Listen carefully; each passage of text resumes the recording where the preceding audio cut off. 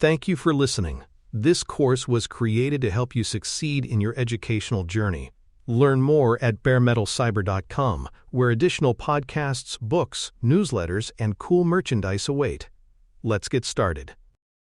Deepfakes are algorithmically generated or altered pieces of media that convincingly depict people or events that never occurred. The earliest wave popularized generative adversarial networks, where a generator proposes fabricated content and a discriminator critiques it until the output fools both model and viewer. Newer diffusion approaches begin from noise and iteratively denoise toward a realistic image or video sequence, raising fidelity while lowering the skill barrier. The essence is not a particular architecture but the capability to manufacture evidence, faces speaking unfamiliar words, bodies performing actions they never took, scenes that compress thousands of decisions into a plausible clip. This matters because humans rely on audiovisual cues for trust, and institutions lean on recordings as documentation. When forgery becomes cheap and fast, both belief and disbelief can be weaponized. Falsehoods pass as truth, and genuine recordings can be dismissed as fakes with equal ease. Synthetic media is the wider umbrella under which deepfakes sit, encompassing any content produced wholly or partly by generative models. That includes cloned voices reading scripts never spoken, news articles synthesized by large language models, photoreal portraits of people who do not exist, and even interactive avatars or 3D scenes. The breadth matters because harms frequently travel across modalities. A fake voicemail seeds a fabricated press release, which is bolstered by a staged photo set, each reinforcing the other's plausibility. Yet the same techniques enable accessibility, localization, and creative expression at scale. Recognizing this dual-use nature helps you build governance that deters abuse without smothering legitimate innovation. Policies should target misuse patterns, impersonation, deception, and unauthorized exploitation of identity, rather than banning the underlying capability that, when guided, can power education, safety training, and inclusive communication. Risks cluster into 4 recurring threat categories that explain most high-impact incidents. Misinformation campaigns harness synthetic media to saturate attention channels during elections, disasters, or corporate crises, overwhelming verification with emotional narratives. Fraud and identity theft exploit believable replicas of faces and voices to unlock accounts, redirect payments, or reset credentials. Harassment and extortion target private individuals with fabricated compromising material, seeking money, silence, or social damage. Reputational attacks take aim at public figures and brands, eroding trust even when later debunked, because corrections rarely travel as far as the initial shock. Across categories, attackers optimize for speed and sufficiency, not perfection. They rely on plausible cues, volume, and timing to push audiences into action before scrutiny catches up. Understanding these patterns turns an amorphous threat into concrete playbooks, controls, and training. Audio deepfakes deserve special scrutiny because voice remains a trusted channel in everyday workflows. Modern cloning systems capture timbre, rhythm, and accent from surprisingly short samples, and can generate new phrases that sound authentic to colleagues and family alike.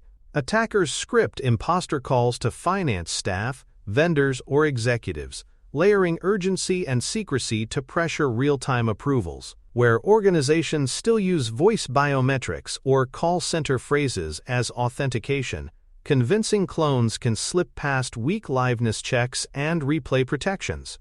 Scams escalate when audio is paired with spoofed caller ID and contextual details scraped from social profiles. The practical shift is cultural as much as technical. Treat a familiar voice as a claim, not a credential.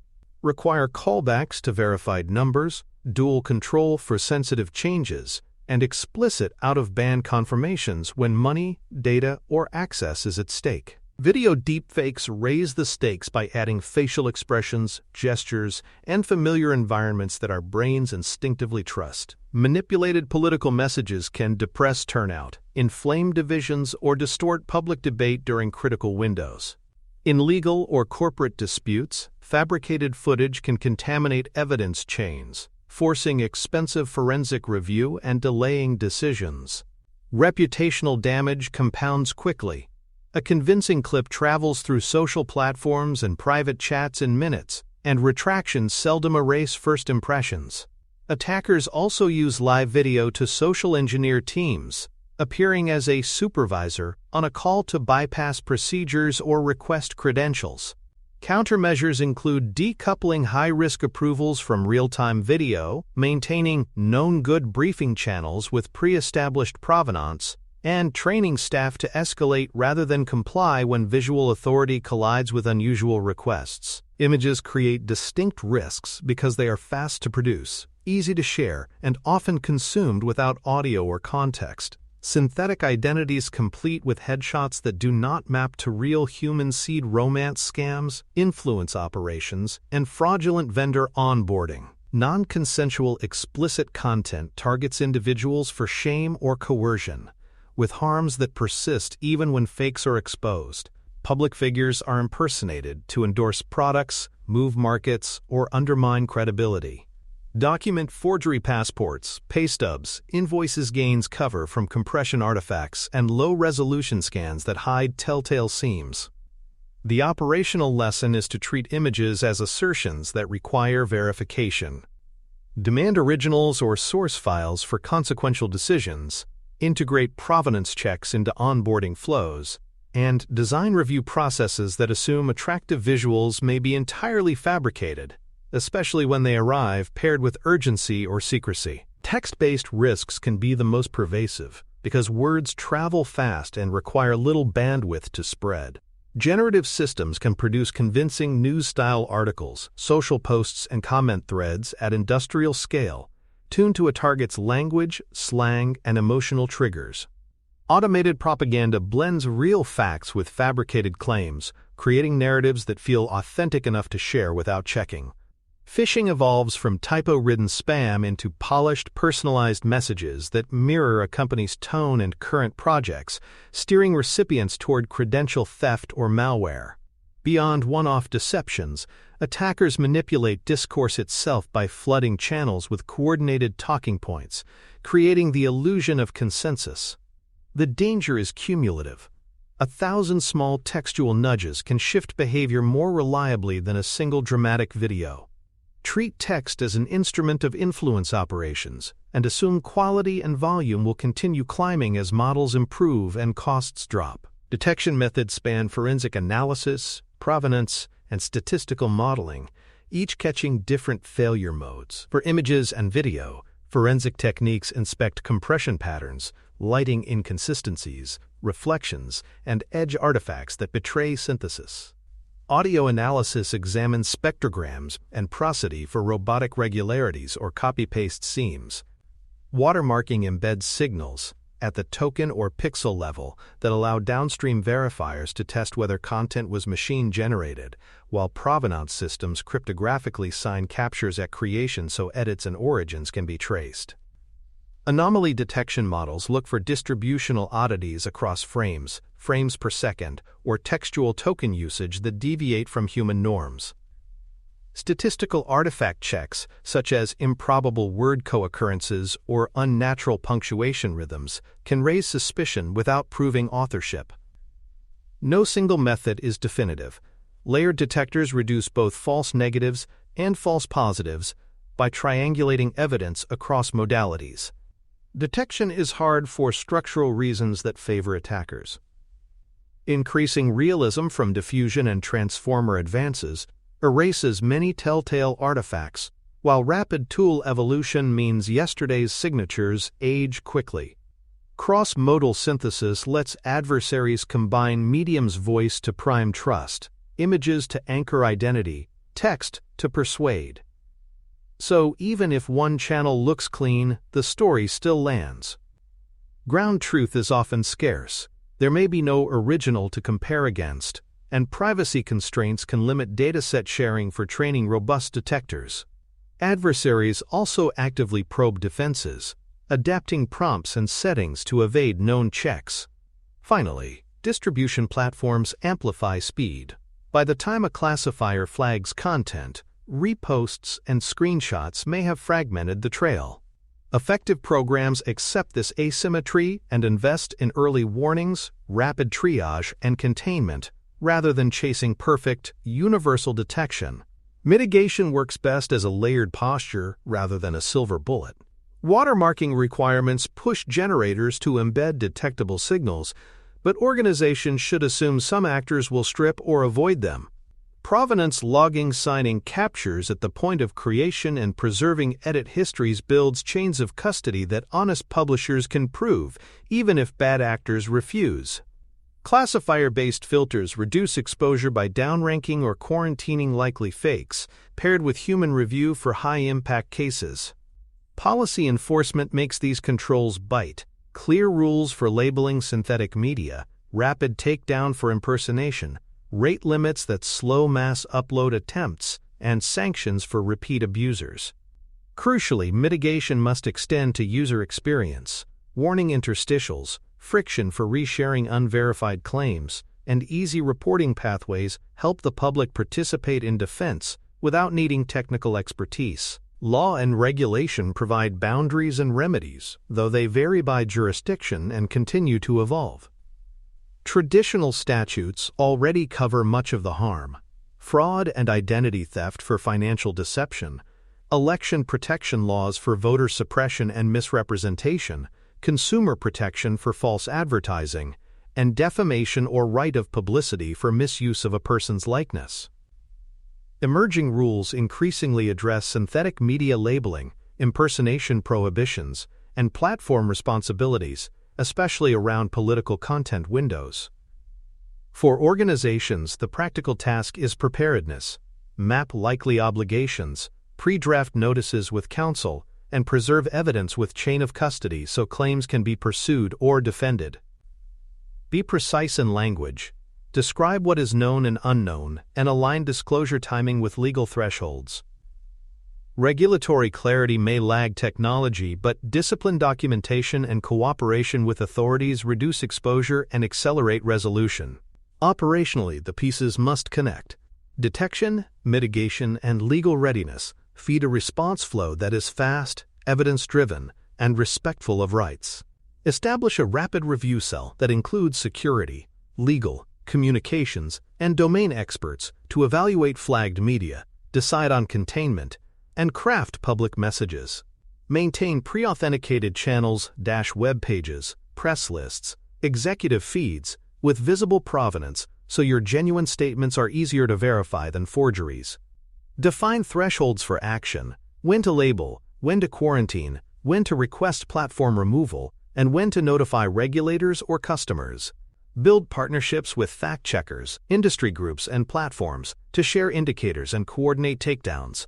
Above all, rehearse. Speed and clarity under pressure are learned behaviors, and practice turns scattered tools into a coherent, trusted response when it counts. For more cyber-related content and books, please check out cyberauthor.me. Also, there are other prepcasts on cybersecurity and more at baremetalcyber.com. Organizational defenses begin with culture. Teach employees that audio, video, images, and text are claims to be verified, not proof in themselves. Awareness training should emphasize common cues of coordinated manipulation, urgency, secrecy, authority, and emotional triggers, and provide practical scripts for slowing down. Pause. Verify via second channel, and involve a teammate. Build explicit rules for sensitive actions. No approvals based solely on voice or video. Required callbacks to verified numbers, and dual control for money movement or data access. Equip frontline staff with examples and short drills so the behaviors become reflexive, not theoretical. Finally, clarify safe escalation paths that are blameless and fast, so people feel supported when they say, "This might be a deepfake." Cultural readiness shifts risk from individuals deciding alone under pressure to teams following shared discipline. Awareness must be paired with monitoring and reporting so signals flow. Track impersonation attempts against executives, customer support lines, and official social accounts using brand protection and takedown services. Monitor inbound channels for patterns, multiple callers referencing the same urgent scenario, videos reusing uncommon backgrounds, unusual spikes in sentiment. Provide one-tap reporting in communication tools so employees can forward suspicious media with context. Route these to a rapid review cell that includes security, legal, and communications. Maintain response playbooks that define triage steps, evidence capture, thresholds for labeling or takedown requests, and notification templates.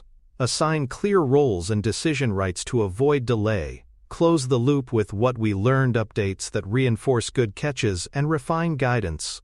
The outcome is a living system where people, tools, and procedures feedback on one another to reduce dwell time and harm. Technology safeguards create verifiable ground truth.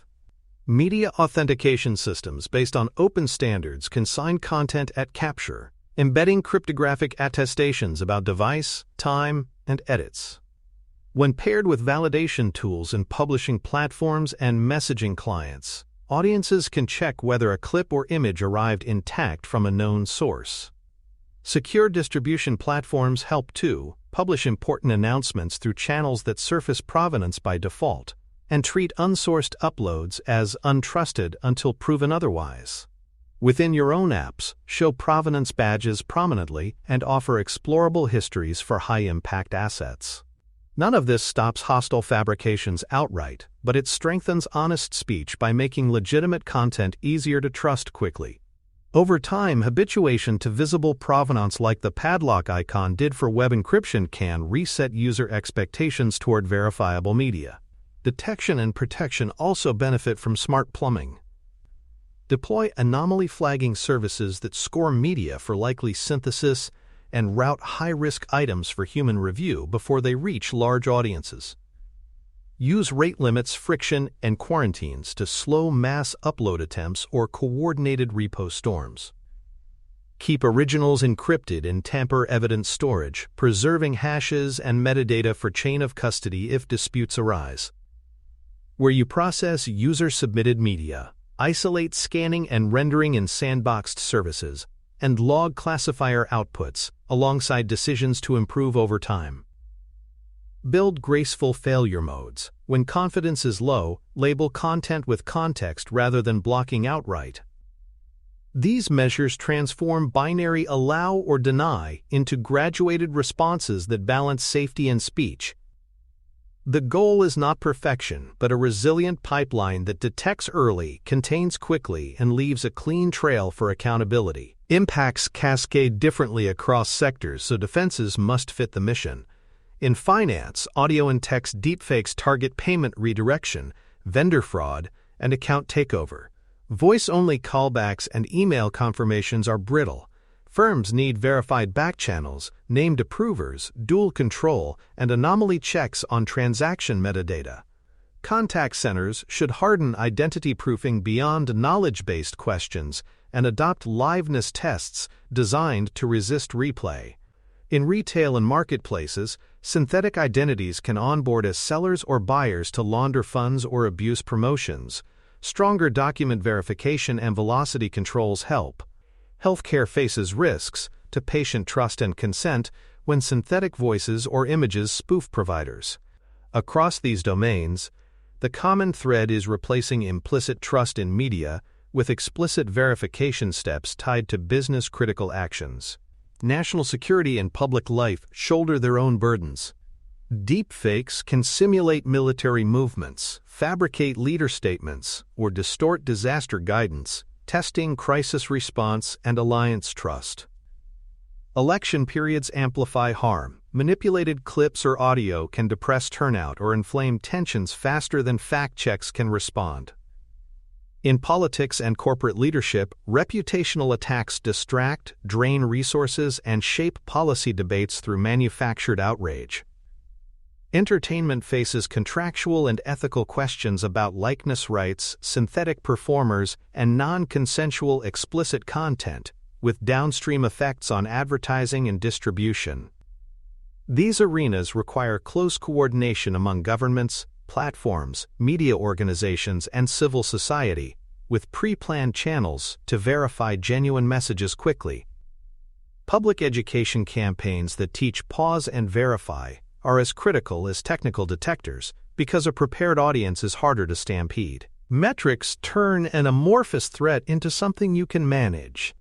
Begin with detection accuracy rates, but interpret them carefully. A simple average can mask poor performance on challenging scenarios like low-light video or accented speech. Track precision and recall by modality and language, and publish confusion matrices so teams see where detectors miss or overcall. False positive frequency matters as much as catching fakes. High rates burn analyst time, desensitize users to warnings, and invite adversaries to hide in noise. Calibrate thresholds with cost models that reflect your environment. A newsroom's tolerance differs from a bank's. Measure the lift from layered approaches, watermarks plus provenance plus classifiers against any single method. Finally, connect algorithmic scores to human outcomes by logging how often alerts lead to action, what actions work, and how long they take. A metric that doesn't change behavior is decoration, not defense. Speed closes gaps that quality alone cannot. Response time to incidents should be measured end-to-end, from upload to first flag, from first flag to containment, and from containment to public communication or takedown. Track separate timings for private versus viral channels, because the window for harm shrinks dramatically once content trends. Coverage across modalities is its own metric. What percentage of your high-risk channels, audio hotlines, social posts, file uploads are monitored with appropriately tuned detectors? Include language, geography, and device diversity in that coverage so adversaries can't route around the net. Monitor the fraction of content shipped with verifiable provenance and the percentage of your official outputs that carry signatures or labels. Pair system metrics with user ones, report rates, review throughput, and education reach. When leaders can see both speed and span, they can invest where risk actually concentrates. The strategic importance of defending against synthetic media is larger than any single incident. Societies run on shared signals, press briefings, emergency alerts, contracts, receipts, and everyday conversations that coordinate decisions among strangers. If those signals become untrustworthy, people withdraw into smaller circles, delay action, or overreact to rumor, all of which impose hidden taxes on commerce and civic life. Protecting trust in media is therefore not vanity, it is infrastructure. Organizations that move sooner by publishing through authenticated channels, labeling synthetic augmentations, and responding transparently to incidents help reset expectations for an era when seeing and hearing are no longer believing. The payoff is compounding: fewer crises, faster resolutions, and a reputation for credibility when it matters most. In a noisy environment, provable authenticity becomes a competitive advantage. Institutions need durable safeguards because attackers learn. Safeguarding companies and public agencies means reducing fraud exposure by removing single-channel approvals, strengthening identity proofing, and hardening high-value communication paths. It also means defending social stability, coordinating with platforms and civil society so harmful fabrications face friction, while truthful messages carry visible provenance.